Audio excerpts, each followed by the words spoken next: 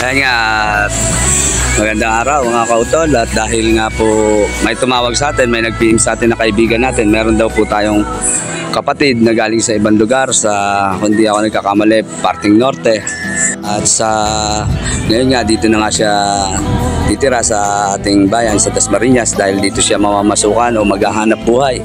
Kaya kaagad naman natin tinugunan yung tawag pansin sa atin ng kaibigan natin na nagmamalasakit din kahit hindi ito kaibigan, kahit hindi po ito kapatid, nagmalasakit siya sa isang kapatid natin para matulungan natin, madala natin kung saan mas malapit merong lokal. Kaya eto, pupuntahan natin siya papunta doon sa tumawag sa atin. Kaya napakalaking bagay ng Facebook na ito dahil sa Facebook lang pwede tayo makita ng mga kapatid natin, especially po doon sa mga naghahanap ng mga pagsamba kaya niyan. At dahil nga sa pagpo-Facebook natin tinawagan tayo ng ating kaibigan na nagmalasakit at ito, hinahanap natin siya. Ito yung kanyang napuntahan dito sa aming sa Barangay Santa Fe sa may Oriental Food Grab and Delivery. At ito, hintayin natin siyang lumabas para makilala natin yung kapatid na to.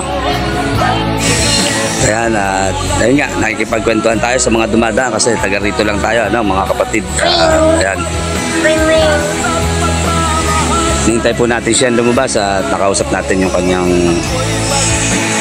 kuya o tinatawag na amo dahil dito. At tinatanong tayo kung bakit daw po natin hinahanap yung kapatid. At nagpakilala naman tayo, maayos naman tayo nakipag-usap. Nung una, akala niya kung ano lang yung sadya namin, pero nung naunawaan niya na Iglesia ni Cristo, mabait naman po si kuya. At ayan po yung isa sa magiging amo ng ating kapatid, ang may-ari ng Oriental Pearl. Ayan, ng Oriental Food. Marami po silang paninda dyan at napakasarap po. Ito na po yung kapatid. At ayan, at kung di tayo magkakamali, kung talagang tatagal ito at matatala sa ating lokal, ito pa isasakupin ng Puro Conce sa patiwala ng ating kapatid na si Felix Lazares. Sila po ang hahawak dito. At kung hindi naman po dahil individual to, baka sakali kami na rin po sa Purok Gis. Dahil ang Purok Gis at Conce halos isa lang po.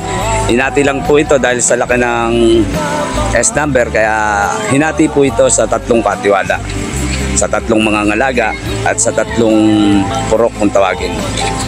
Kaya halos alam natin ang address ng bawat isa dito. Kaya ayan po, at mamayang gabi na pagkasunduan namin na sa pagsamba niya, mamayang gabi doon na lang natin siya itatala. Kasi kung lalakad tayo ngayon, nakakaya naman sa kanyang amo dahil maaabala natin yung kapatid at baka mamaya pagsimulain na siya ng trabaho. Kaya hindi na po natin siya pinilit na madala sa kapilya sa mga oras na ito, kundi sinabi na lang natin sa kanya na mamayang gabi na lang sa kanyang pagsamba, doon niya na lang ayusin yung kanyang tala upang isang galawan na lang. At tingin naman natin masigla ito dahil pagdating nga niya, kaagad niyang hinanap yung kapilya, pero halos 1 week na lang po para ma-expired yung kanyang tala. Ay, hindi natin alam kung ano nangyari dito sa kapatid na ito, pero sa ngayon mamaya isasabay natin siya sa pagsamba at kikilalanin pa natin siya dahil hindi pa rin natin naitanong yung kanyang pangalan. At naiyarin tayo sa kanyang amo na baka maabala natin kung sakasakali na kung siya may trabaho na. At ito yung kanyang among babae, yung kanyang ate. Ayan, at maganda po silang kausap. Pinayagan po siya pagdating sa kanyang mga pagsamba. Kaya maraming salamat din sa may-ari ng Orient na kainan at napakabuti ninyo, kaya lalo kayong pinagpapala. At sana mahalin niyo rin po yung kapatid namin na mamamasukan sa inyo. So ayan po ang mission natin ngayon. Meron pong kapatid tayong aalalayan para po yung kanyang tala ay maitala niya na sa kanyang pagsamba sa lokal na dapat ng pagkatalaan. Ito po ang inyong kautol, ang kautol Lindel Alvarez Gonzales, nagsasabi, kautol, mission done.